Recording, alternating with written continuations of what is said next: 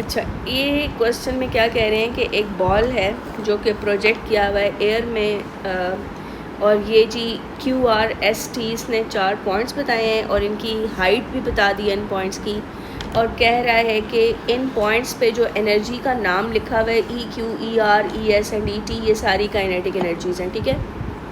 और हाइट्स दिखा के फिर कहते हैं कि डिफरेंस इन काइनेटिक एनर्जी किस में स्मॉलेस्ट है।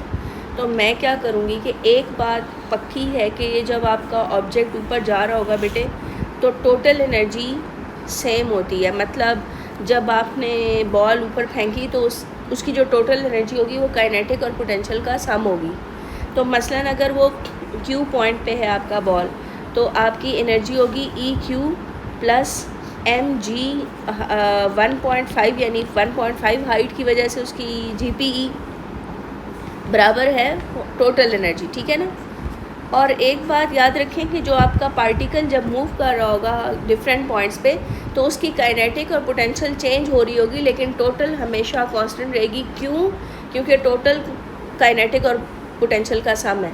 तो अगर काइनेटिक बढ़ गई तो पोटेंशियल कम हो जाएगी, पोटेंशियल बढ़ गई तो काइनेटिक कम हो जाएगी। जैसा कि आप इधर देख सकते हैं कि ऊपर जाते जाते उसकी जो वर्टिकल स्पीड है डिक्रीज़ हो जाती है ना प्रोजेक्टाइल की, तो काइनेटिक एनर्जी डिक्रीज़ हो जाएगी। आर पे काइनेटिक एनर्जी कम होगी, लेकिन चूँकि इसने हाइट गेन कर ली है इसलिए GPE इंक्रीज़ कर जाएगी। समझ आ गई?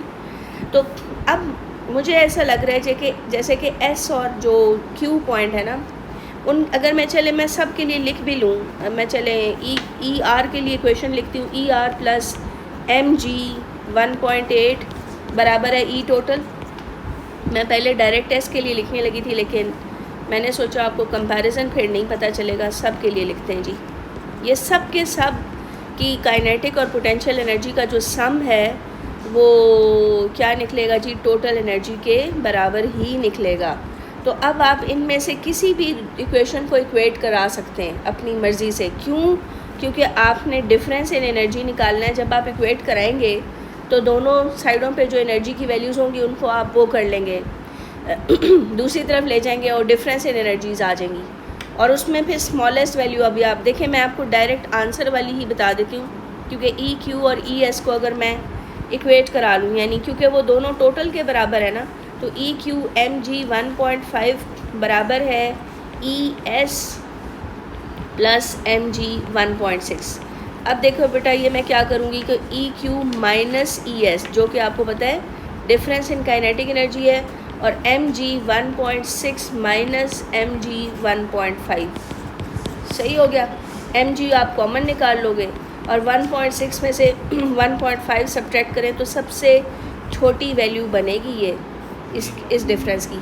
तो अगर आप बाकियों को सब्ट्रैक्ट यानी बाकियों को इक्वेट, मसलन आप इसको और इसको करवा लें तो 1.8 माइनस 1.5, ये तो छोटी वैल्यू नहीं बनेगी, और किसी को उठा के कर लें तो नहीं बनेगी छोटी वैल्यू। सबसे छोटी वैल्यू ES और EQ वाली टर्म को इक्वेट कराने के बाद ऐसे सॉल्व करने से बनेगी।